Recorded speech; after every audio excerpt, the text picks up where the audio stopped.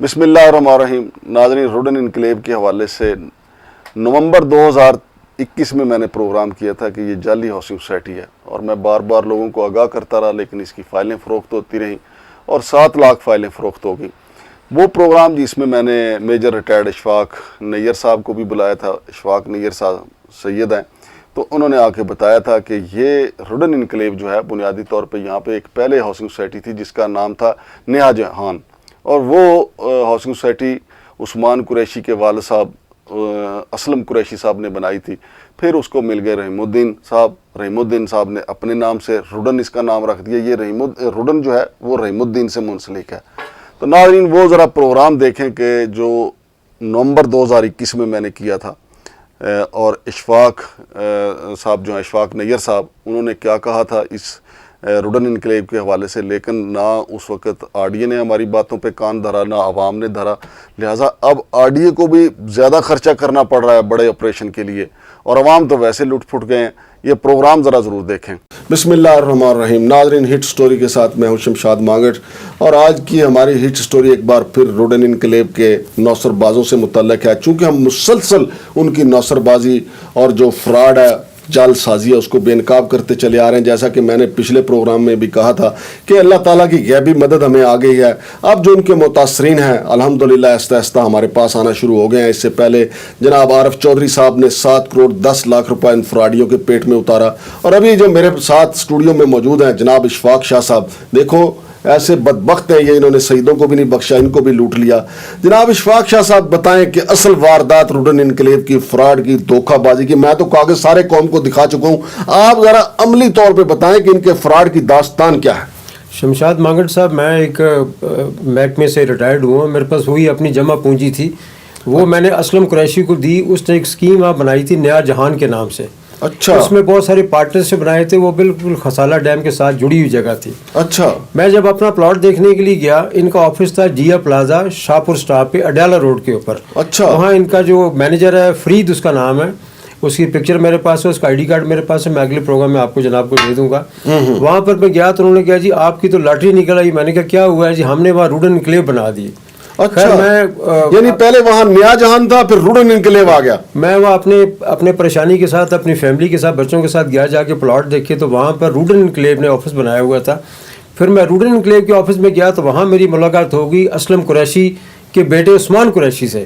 اس کے پاس 1 کروڑ کی نئی پجیرو گاڑی تھی, اور میں نے اس سے پوچھا عثمان, میں کہا تمہارا ٹوٹا موٹر سائیکل ہوتا تھا, تم کہاں سے پیسے لے آئے ہو؟ اس نے کہا جی میں ابھی ڈائریکٹر لینڈ ہوں روڈن انقلاب کا. اچھا. میں باقاعدہ ان کے آفس میں گیا ہوں. یہ ولایت کمپلیکس ہے جو تنویر صاحب سینیٹر صاحب نے بنایا ہے. وہاں پر اس کے رمیسکو ہیڈ آفس کے علاوہ وہاں پر 8 آفس اور بنے ہیں ولایت کمپلیکس میں. پھر میں فردن ہر آفس میں گیا, میں نے ان سے پوچھا, میں نے جی فائل بک کرانی ہے. انہوں نے بولا کہ اگر آپ نے فائل زیادہ لینی ہے تو ہم آپ کو 4 کروڑ 8 کروڑ 4 سے لے کے 8 کروڑ تک آپ ہمیں چیک دے دیں, یا آپ کا چیک کیش ہو جائے گا. فائلیں ہم بنا کے دے رہے ہیں. رومیسکو ہیڈ والے جو نعیم صاحب کیا نام ہے ان کا, وہ فائل بنا کے نہیں دیتے. پھر میں ان کے کنٹری ہیڈ ہے اسد صاحب, ان سے ملا ہوں میں جا کے. انہوں نے بھی مجھے یہ سٹوری بتائی کہ ہم تو آپ کو کوئی پلاٹ نہیں دے سکتے, پلاٹ ساری جو ہے نا وہ یہ ڈیلر دیں گے. تو پھر میں نے جی بڑی کوئی مشکل سے جا کے وہاں 50 بڑے ڈیلروں کے نام اکٹھے کیے. لسٹ ابھی میرے پاس نہیں ہے, گاڑی میں رہ گئی ہے میرے بیگ میں, میں اگلی دفعہ لے آؤں گا. لیکن ان میں سے ہماری اسٹیٹ اور ریڈ کارپیٹ اس طرح کے 3-4 نام مجھے یاد ہیں, جو ولایت کمپلیکس میں بہت بڑے بڑے بورڈ ہیں وہاں پر لگے ہوئے ان کے, یہ ان کے سب ایجنٹ ہیں. اس کے علاوہ ان کے پاس ایک گلوکارہ ہے پشاور کی, اس نے ایک بہت بڑا مارکیٹنگ اور سوشل میڈیا کا سیٹ اپ بنایا ہوا ہے. ابھی جو بھی ہم اپنا بیان کسی جگہ جاری کرتے ہیں, وہ سوشل میڈیا کی جو لڑکی ہے اس کی کافی گرپ ہے. وہ ہماری جتنے بھی بیان ہیں, جتنے ہماری اپنے سوشل میڈیا کے ہمارے ہیں, وہ سارے بلاک کرا دیتی ہے کاپی رائٹ کے چکر میں. تو یہ بھی ریکویسٹ آپ سے کرنی تھی کہ آپ ذرا پیمرا کو یا جو بھی اس کا اتھارٹی ہے ان کو بتائیں گے. پیمرا کے تو بس میں نہیں, یہ انٹرنیشنل ہے کام یہ سارا.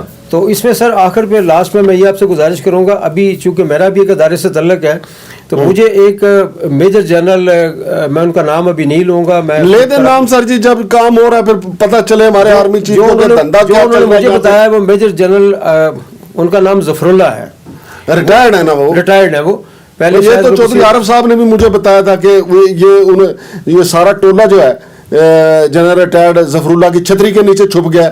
शमशाद मांगट साहब, मैं रिक्वेस्ट ये करूँगा कि ये मेजर जनरल ज़फ़रुल्लाह साहब को अभी यहाँ बुलाएं, उनसे पूछें कि क्या वो इतना अच्छा उनको तो अदालत बुलाए तो बुलाए भाईजान, हमारे तो देखे वो रिटायर हो गए हैं, फिर भी उनको बुलाते हुए हमारे पर जलते हैं। उनको अदालत बुलाए तो बुलाए। तो ये मेजर जनरल साहब अभी रिटायरमेंट के बाद उनसे गाड़ी पीए सारा उनको फैसिलिटी ले रहे हैं, और ये आरडी और नैब के मामलात के साथ साजबाज करके इनके मामले को सेटल करने की कोशिश कर रहे हैं।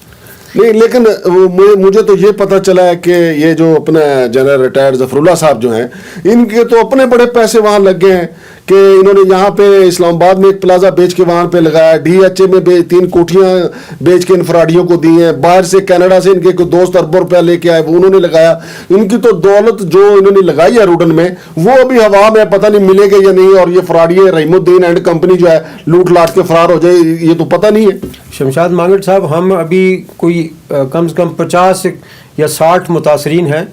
हमने ये प्रोग्राम बनाया है कि हम नैब रावलपिंडी के ऑफिस के सामने जाके धरना देंगे और वहाँ हम लोग जाके अपने मुतालबात पेश करेंगे कि नैब के होते हुए ये इतनी बड़ी दीदा दलाली जो हो रही है वहाँ पर, ये क्यों हो रही है, किस तरीके से हो रही है। तो मैं आपको एक और मशवरा भी दूंगा शाह साहब कि एक दरखास्त लिखें, दूध का दूध पानी का पानी हो जाएगा। बाकी तो चले प्राइवेट फराडिये हैं ना, चूंकि हमारा जो मुकद्दस इदारा है हमारा, क्योंकि पूरी कौम आर्मी का बड़ा एहतराम करती है, चूंकि आप देखते हैं ना कि हमारे जवान किस तरह शाते पेश करते हैं। लेकिन ये जो कुछ देखें ना, आप रिटायर हैं ज़फ़रुल्लाह साहब, अगर वो फराडियों को सपोर्ट कर रहे हैं तो आपका काम है कि सारे सबूत साथ लगाएं और आर्मी चीफ को एक दरखास्त भेज दें, तो दूध का दूध और पानी का पानी हो जाएगा। बजाय इसके कि पब्लिक अकाउंट कमेटी उनको बुलाए या उनको सुप्रीम कोर्ट बुलाए या हाई कोर्ट बुलाए, तो आर्मी को लिख दे ताकि आर्मी वाले उनके खिलाफ एक्शन ले लें। जनाब बाजवा साहब, बिल्कुल सर, हम एक एप्लीकेशन बना के ले आते हैं जिसमें मुतासरीन भी होंगे, हाँ जी, और उसमें मौजा खसाला और मौजा डला के वो मुतासरीन भी होंगे जिनकी ज़मीनों पर उन्होंने ज़बरदस्ती बदमाशों के जरिए, गुंडों के जरिए कब्जा किया। बहुत शुक्रिया नाजरीन। अशफाक शाह साहब भी एक मुतासरा अफरीक हैं। जैसा कि उन्होंने बताया कि वहाँ पे पहले नया जहान था, अब नए से भी नया जहान है, अब वहाँ पे एक और ही जहान आबाद है। जैसा कि हमारे जनाब वज़ीर आज़म कहते हैं, नया पाकिस्तान। लेकिन ये जो ठग हैं, ठगे आज़म रहीमुद्दीन, फिर ठगे आज़म दूसरे जो उनके साथ हैं, ठगे दोम जनाब असलम कुरैशी, फिर उनका फरजांद उस्मान कुरैशी, फिर ठग्स ऑफ कंट्री जो हैं मलक असद जो हैं, उनको डायरेक्टर कंट्री बनाया है। मैं समझता हूँ वो डायरेक्टर कंट्री ठग्स हैं, वो इस्लाम पाकिस्तान के ठग्स के उनको कंट्री हेड बनाया गया कि इधर से पैसे पूसे लूटें और लेके आए। और नाजरीन आपको ये भी बता दूं कि इनका तरीका वारदात ये है कि जो दफ्तर खोलने का ये 4 करोड़ रुपया लेते हैं और 4 करोड़ रुपए जो कैश लेते हैं ताकि FBI को पता ना चले कि ये मामला क्या हो रहा है और इनको टैक्स ना देना पड़े। इनके दफातर 2-3 बार जो है वो भी सील हो चुके हैं, RDA कर चुकी है। RDA इनके सामने, RDA भरपूर मुजामत कर रही है, लेकिन इसके बावजूद इन्होंने RDA को दबाया हुआ है। जैसा कि मैंने पहले भी बताया कि RDA के अहलकारों को इन्होंने यरगमाल बना के मारा भी था, जिसका थाना रवात में मुकदमा भी दर्ज है। उसके अलावा भी 3 मुकदमात RDA ने इनके खिलाफ दर्ज करवाए हैं। लेकिन मुझे उम्मीद है कि जनरल रिटायर्ड ज़फ़रुल्लाह साहब जो हैं वो ज़रूर घूम फिर के अपने इर्द गिर्द देखेंगे कि कहीं वो ठगों में गिर तो नहीं गए, कहीं उनकी दौलत ज़ाया तो नहीं हो जाएगी, कहीं उनके दोस्तों की दौलत ज़ाया तो नहीं हो जाएगी। दौलत की खैर है, लेकिन जिस इदारे से, जिस बड़े इदारे से उनका तल्लक है उसका तकद्दस बरकरार रहना चाहिए, उसका एहतराम बरकरार रहना चाहिए। और मैं उम्मीद करता हूँ कि हमारी वीडियो अगर जनाब आर्मी चीफ तक पहुँचे, चीफ जस्टिस ऑफ पाकिस्तान तक पहुँचे, वो इसका नोटिस लें। कुछ ज़रूरी नहीं है कि अरबों का फ्रॉड खरबों में चला जाए तो जनाब चेयरमैन नैब हरकत में आए या चीफ जस्टिस ऑफ पाकिस्तान हरकत में आए। तो अभी तो ये अरबों में है, फौरी एक्शन लें और ये ठगों का टोला जो माजी में पकोड़े फरोश था इनको उठा के जेल में फेंके। और इनका वैसे तो हमारे सियासतदानों का ये डायलॉग है, जब वो अपोजिशन में होते हैं कहते हैं कि पेट फाड़ के पैसे निकालेंगे। तो अभी मौका है, हम नवाज शरीफ की करप्शन सुनते रहे, जरदारी की सुनते रहे, जहांगीर तरीन की सुनते रहे, इधर उसकी सुन ले उनकी, लेकिन ये जो डियाला रोड के ठग्स हैं इनको कौन पकड़ेगा? ये बड़ा अहम सवाल है। शमशाद मांगट को अगले प्रोग्राम तक के लिए इजाजत दीजिए। अल्लाह हाफिज। जी तो नाजरीन आपने देखा कि अब RDA जो है वो डांग लेके इनके पीछे पड़ी हुई है, लेकिन RDA इनको सारे को सारा मसमार कर भी दे, इसके बावजूद जो 7 लाख लोग हैं वो फिर भी जवाब मांगते रहेंगे कि हमारा पैसा कैसे रिकवर होगा।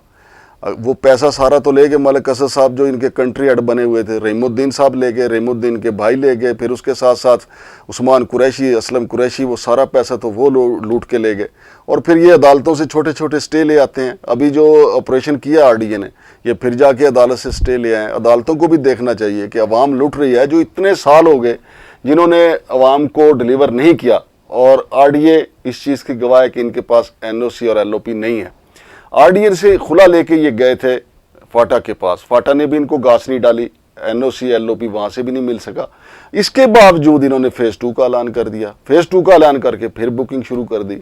और प्रॉपर्टी डीलरों को भी सोचना चाहिए कि यार वो अवाम का पैसा, अवाम को सब्ज़ बाग दिखा रहे हैं, जब आगे से कुछ डिलीवर नहीं होना तो अवाम को ना सब्ज़ बाग दिखाए जाएँ, अवाम को ना बर्बाद किया जाए। लेकिन रहीमुद्दीन, मलिक असद, उस्मान कुरैशी ये इंतहाई बेरहम हो चुके हैं। और बताया जा रहा है कि आजकल इनको एक और कोई रेहान शाह नामी कोई इनको दोस्त मिला है, वो पहले एक अदालती एहलकार होता था, वो कहता है कि जनाब जो मर्जी करो, स्टे मेरे ज़िम्मे है। ये इनका मुझे आरडीए से के ज़राए से पता चला है।